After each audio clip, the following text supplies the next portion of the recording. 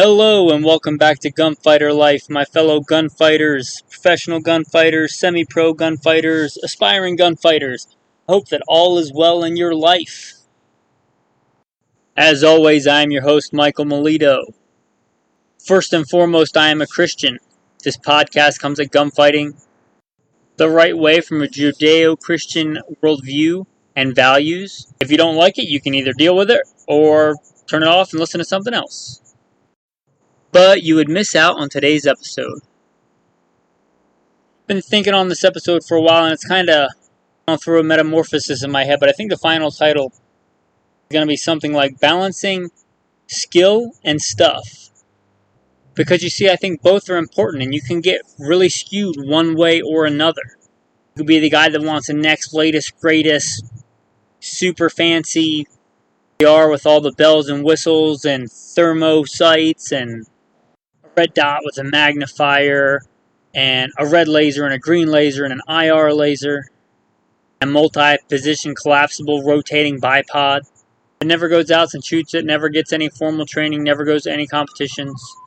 Or you can be the guy with a single shot Hawkins rifled muzzleloader that thinks he can stand toe-to-toe with anybody with an AR. You can get skewed on one side of that balance or the other. Today's episode will be, where is that balance point? Before we get into the actual episode, though, don't forget to like, subscribe, comment, leave a review of the podcast if you appreciate it, and if you want to, feel free to share this with somebody you think would find it beneficial. If you want to find out more, you can go to goodshepherdtraining.com. Instead of plugging all the different stuff, go to goodshepherdtraining.com. You can get a hold of me on there. You can check out more visual stuff on there, pictures, contact page, different things offered. With that, guys, get into a little bit of the bio. If you want to skip it, you can generally skip to around 4.5 minutes in. That should bring you, if not into, pretty close to into the main body, the subject of today's episode. First and foremost, I am a Christian. I make no apologies for that. It is first and foremost in my life, the greatest of all the commandments. Hear, O Israel, the Lord our God, the Lord is one, and you shall love the Lord your God with all your heart, with all your soul, with all your mind, and with all your strength. I don't apologize for that. I am an alpha male, and as such I follow the ultimate male, the ultimate alpha male, the greatest man that ever lived, Jesus Christ. A little bit about my background. In addition to that, I am a veteran. I've been to war. I served in both the United States Marine Corps in the infantry and the United States Army, both full-time and part-time National Guard. Joined at 17, went to war more than once. I also served in law enforcement. I worked as a police officer in LAPD doing patrol assignments and more specialized assignments, tracking down fugitives and those kind of jobs. So by God's grace, I've made it through some nasty places and times overseas and some dangerous streets in the States. Not because I'm better than any of the men that didn't, but because God chose to have mercy and grace on me. To God be the glory. Also served as a private contractor for the U.S. government. For an agency I won't specify. By God's grace, He got me through all that. In addition to that, I started competition shooting even before I joined the Marine Corps at 17. I've been blessed to win more shooting competitions than I can remember, both rifle and pistol. Mostly pistol are most of my competition and championship wins. But I have also competed in, muzzleloader, archery, shotgun, knife throwing, hatchet throwing. I've been very blessed with those talents, and I try and use them and multiply them. I've done quite a bit of hunting and outdoor, I guess we'd say, survival-type activities, hunting and fishing all over this beautiful country. I have been a professional hunter and guide. Not many people today can see they've been a professional exotic and big game hunter of things like bison and exotic animals, but I have been one, and I'm very blessed for that. I've also gone out into the wilderness, by God's grace, with a Bible and a shotgun, and not just survived, but thrived. Also a professional firearms instructor. For the United States Marine Corps, I was an urban warfare and desert warfare instructor under a Mojave Viper. I'm also a FBI certified firearms instructor and have been for a lot of years. I'm certified by some other three-letter government agency. NRA certified instructor. And I have taught at one of the big-name firearms shooting academies in the country. So I've been very blessed to win many competitions and be a shooting instructor for military, law enforcement, and civilians.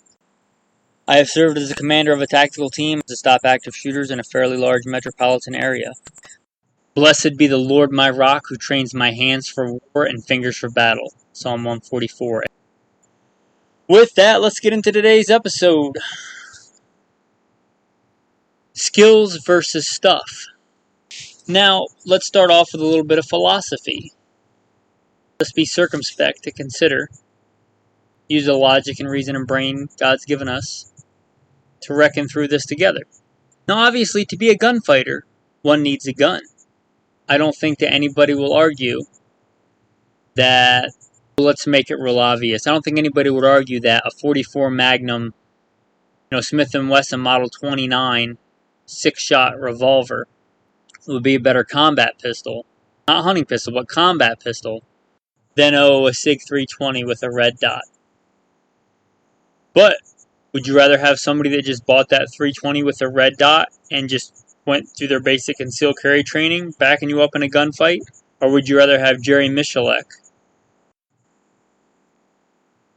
with that Smith & Wesson Model 29 .44 Magnum? Kind of gives you some perspective, doesn't it? If you're in a dark alley somewhere and you call for backup, do you want a Navy SEAL showing up with a high point? Or do you want somebody who watches a lot of Netflix, eats a lot of Doritos, and hangs out in gun forums, and has the coolest, latest, greatest, brand new polymer striker fired gun that never even heard of? I don't even know about it. It's so cutting edge. Which one of those guys do you want backing you up? Now, obviously, in real life, it's probably not going to be that cut and dry. Most people are not carrying a Ford Smith & Wesson Model 29 .44 Magnum as their concealed carry gun, as their go-to fighting gun, their home defense gun. Here's the other side of that. Don't kid yourself into thinking that skill is going to make up for everything. Saying, my Smith & Wesson Model 29 .44 Magnum, that's a great gun, I'm not picking on it, I'm just using it because it's not a modern combat pistol. It's a great gun, it'd be a great hunting gun, it'd be a great hiking gun. But thinking, that's just as good, I can slow fire and make a nice tiny group at 7 yards when I go to the indoor range. That's just as good a fighting pistol as anything else. That's simply not the case. Even if you wanted to go with a revolver, and I've got a revolver in my pocket right now, one of my main go-to EDC guns is a Smith & Wesson 357 Magnum, the 360 PD. Scandium frame, super light, super powerful. But that .44 mag, just the weight and the recoil alone is going to hinder you. Thinking that it's always training and there can never be a hardware solution is also crutch. And I'm going to call myself out here on this. I have been fighting getting a red dot on a handgun. Now, I've run them on rifles, obviously, not obviously to you, but I've been running them on rifles for a long time. It's a private contractor. I ran an iron sights my first tour in Iraq, and I ran an Trijicon ACOG my second tour in Iraq. But I have been bucking the trend to run a red dot on a pistol for probably a decade. Thought they had no place on a fighting combat handgun. And I kind of had to be real with myself and realize they are kind of the way of the future. I attended some pretty hardcore pistol training, some pretty heavy-hitting guys. The main guy there, last time I took class with me, he was running irons, and this time he was running a red dot. And as you heard, I was a commander of a tactical team. I let my guys run red dots. I don't think everybody should be letting me. I'm not that vain. It just wasn't for me. I heard about some of these tests that they do and some of the torture tests and talking about like turning the gun over and dropping it on the red dot and it being fine and holding zero and not breaking. I've seen plenty of iron sights that if you drop them, the front sight breaks or comes off. They're at least as sturdy as a red dot as I was. If they're at least as robust as iron sights and they make you faster and more accurate, why am I still bucking that trend? So kind of calling myself out that I was stubborn. Probably a decade. Probably really been viable for about 4 years. I've just been kind of troglodyte, just stuck in my ways. I recently bought one, put it on a 22 so I could get some training in it and get a bunch of reps in with it without breaking the bank, because we all know we're in the ammo apocalypse that started in, 2020 and still kind of continues to the present day. And I ran it seriously for 1 day, and I could see the advantages of it. Thankfully, I'm not so old and stuck in my ways that I don't see the wisdom and advantages of better gear. Likewise, I'll dime myself out. When I was younger and first let's just say I was a fairly new police officer and I went to a shooting competitions because I wanted to be better. And I thought, oh, I'm a cop. I'm a pretty competent handgun shooter. And I got freaking schooled going to those shooting competitions. I mean, average cop is nowhere near as good a shooter as the average competitive competition handgun shooter. And you can argue with that and disagree with that because you like cops or whatever. And I was a cop for a lot of my adult life. The average competitive handgun shooter is so much far and above that. There are police officers that are very good handgun shooters if they take the time and train on their own. They're part of a specialized unit, that's pretty much all they do. But realize that most of a cop's job has nothing to do with guns or gunfighting or anything like that. It's mostly an administrative role and paperwork. That's not what makes TV shows exciting or whatever, but talk to any cop and ask them how much paperwork they do. That's just a reality. But anyway, in the early days, in my competitions, I always thought that, oh, I got to get the next new thing, the next new thing, the next new thing. If my group was off one day to the right, I would knock my sight over to the right. If my group was off one day to the left, I would knock my sight over to the left. Instead of just focusing on the fundamentals and becoming a better shooter and shooting and running that gear hard until I reached the limit of that gear. And then once I realized that the gear was holding me back, the gear was the weak link, and I could take advantage of better gear, then upgrading, which I think is the right approach. So if you bought a Glock and you haven't ever even run a Glock and a Glock trigger, just heard that they're bad, and the first thing you do is go out and buy a better trigger, I would say, yes, Glocks come with a pretty horrible trigger, in my opinion. Run that thing until the trigger is holding you back and you can shoot better than it, and then upgrade the trigger. That would be my advice to you. You don't have to do that. Obviously, you can do whatever you want. You got the money. You can buy any fancy drop-in trigger, do any trigger job on it you want, as long as it's legal and within whatever policy you operate under. I have a very good friend, John. I don't think that's being too descriptive. He is also a fellow gunfighter. There's very few actual gunfighters I know in real life that I would consider an actual, legit gunfighter. Even some people I know that are employed as gunfighters, I don't know that I would consider them actual gunfighters. But I consider John to be one. And I had wanted an STI for probably 10 years. If you don't know what an STI is, it's a very nice double-stack 1911. I had wanted one of those for probably close to a decade. I had been wanting one of those.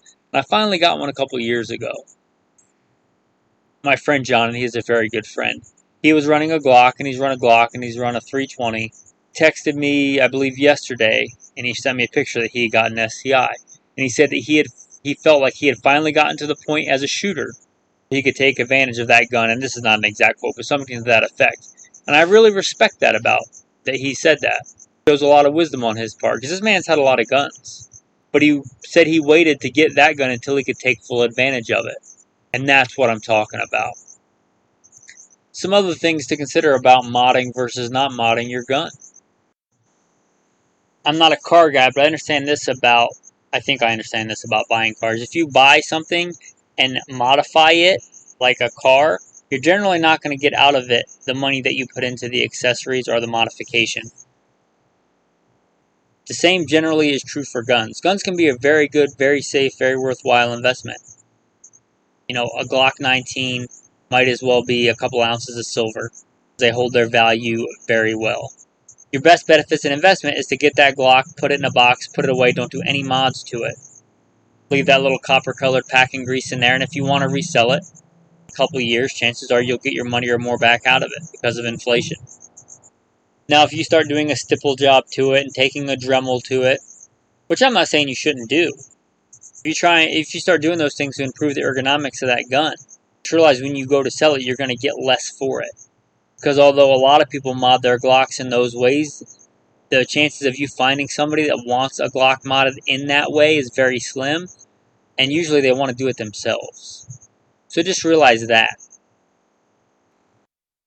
Now, I don't know where I first heard this expression, but it's sure a good one. I'm going to use it. I'd give credit if I could remember.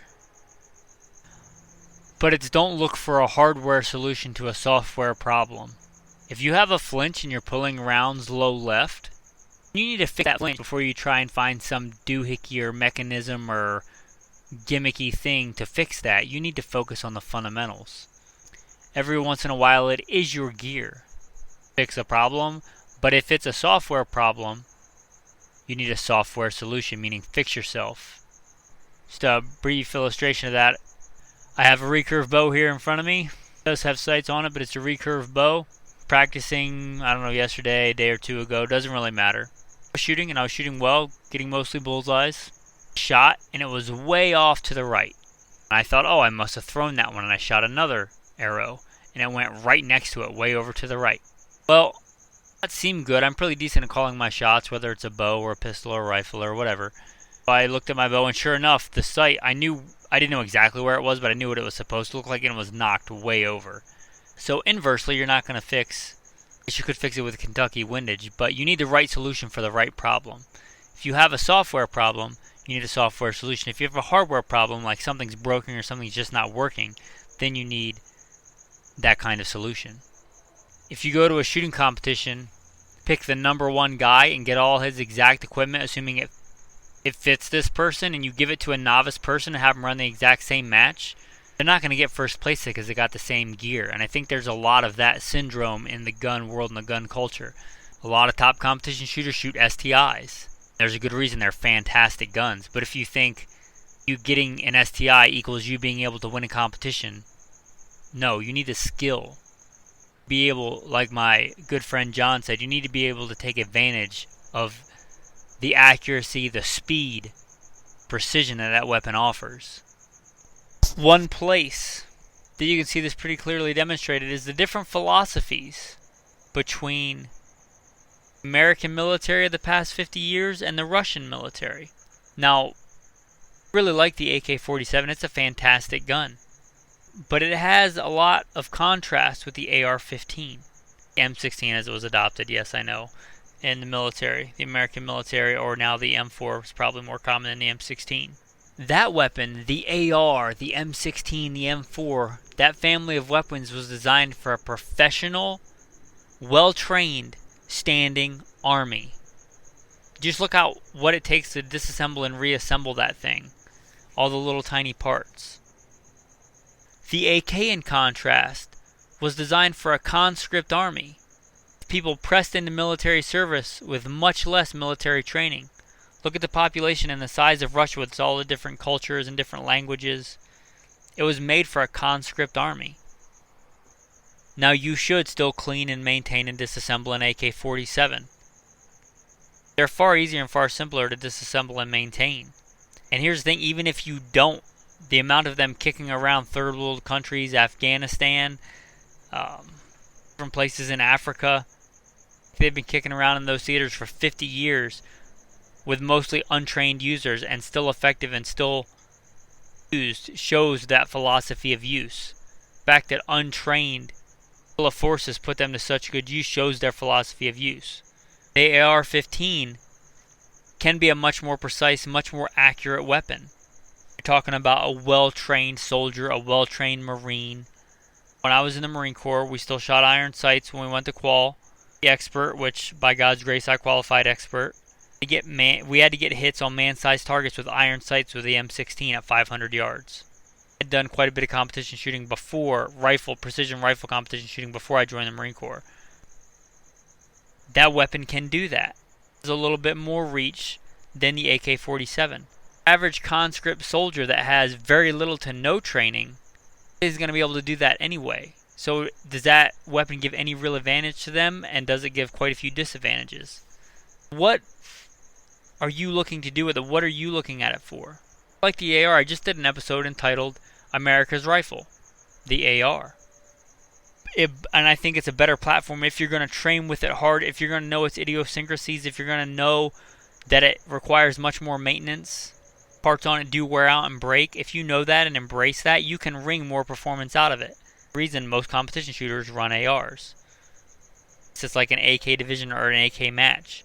Rare that you see AKs going toe-to-toe with ARs in competition. And like I said, unless they've got their own division.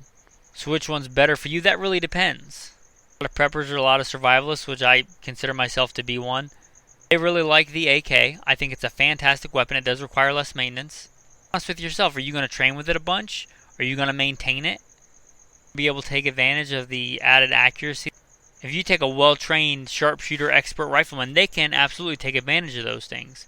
But if you put those both in the hands of a new shooter, flinching and closing their eyes when they pull the trigger. So the fact that the AR recovers faster than the AK is kind of a moot point for those people.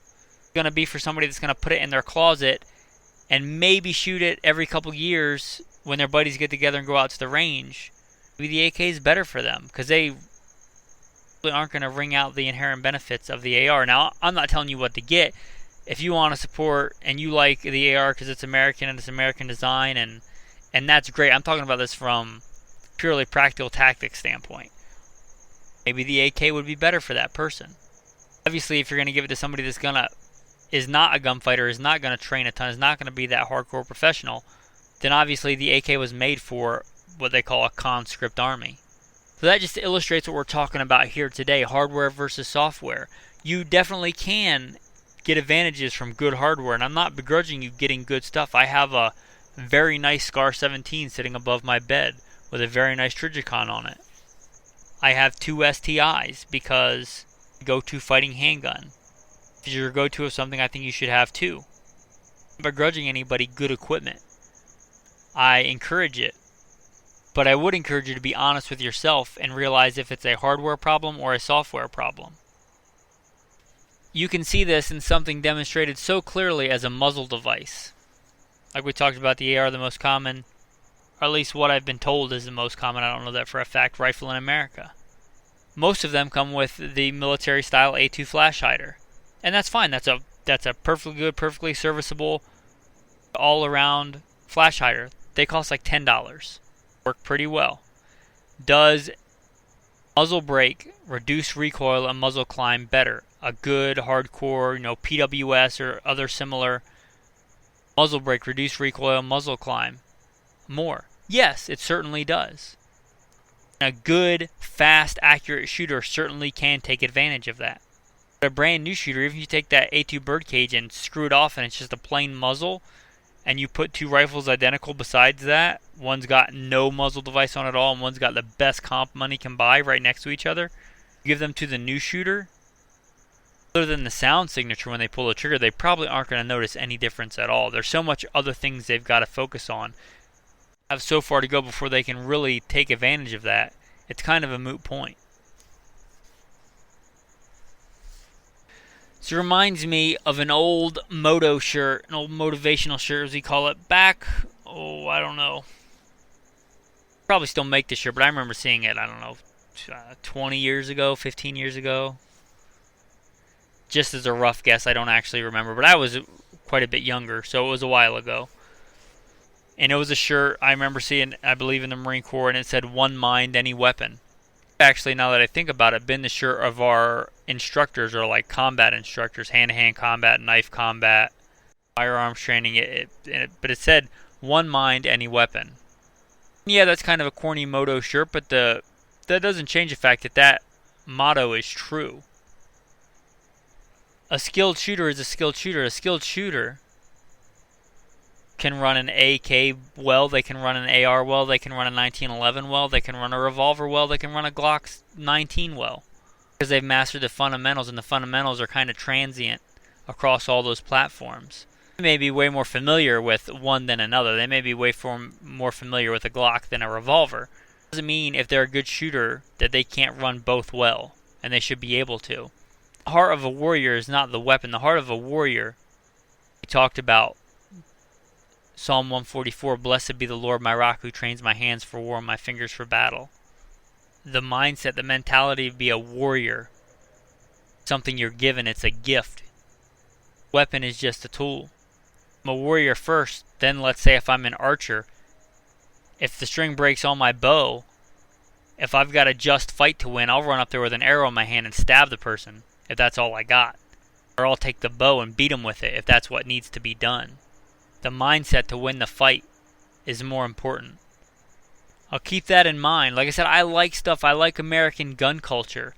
I'm not a gun collector, but I enjoy the beauty of a beautiful firearm as much as a lot of people.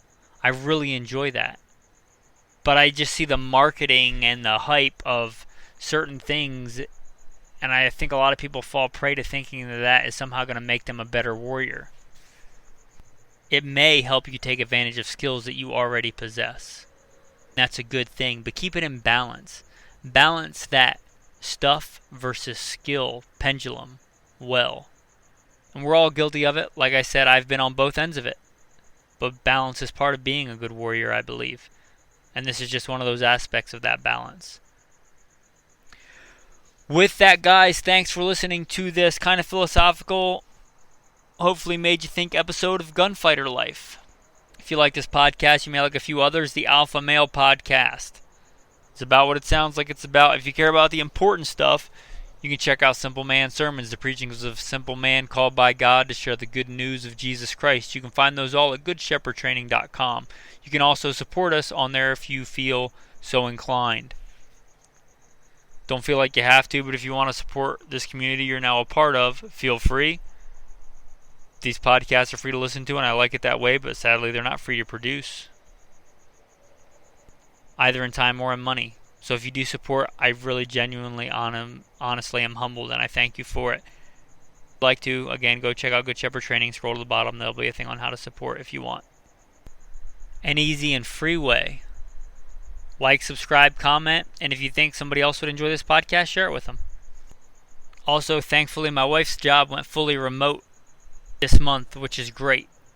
And although I've really enjoyed being a professional gunfighter and leader of a tactical team here in Las Vegas, that's the metropolitan area I was talking about, I very much want to get out of Las Vegas. If you guys know of any job opportunities, I'm sure God will provide, but who knows, maybe He'll provide through one of the listeners.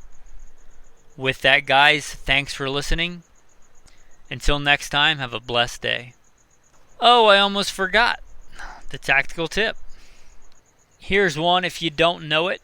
Hopefully you have a shot timer if you're a serious shooter, but if you don't, you can generally download an app for free on your phone, which I guess is its own tactical tip, but not the one I'm going to talk about. You can download a shot timer app. You can usually on those apps or on your actual shot recorder device, your shot timer, you can set what's called a par time, so you'll get a first beep and a second beep.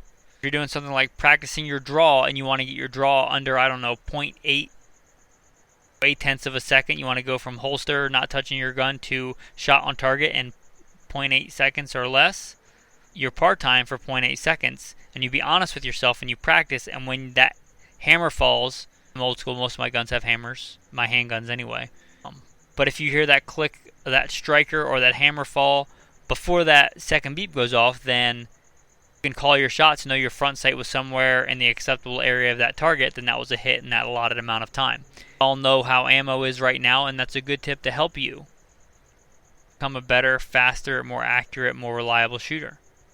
So there you go, guys. Thanks for listening to Gunfighter Life.